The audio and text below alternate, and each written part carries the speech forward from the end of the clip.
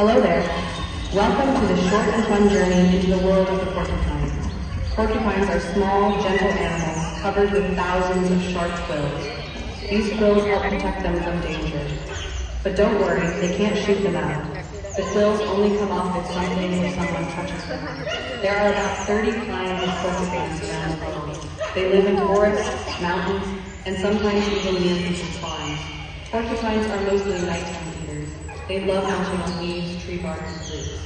When they walk, you can hear them softly rustling through the leaves. And if they get scared, they shake their quills to make a rattling sound. Isn't that amazing?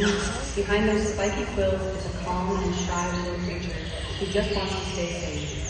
So remember, never judge a porcupine by its spikes. Thanks for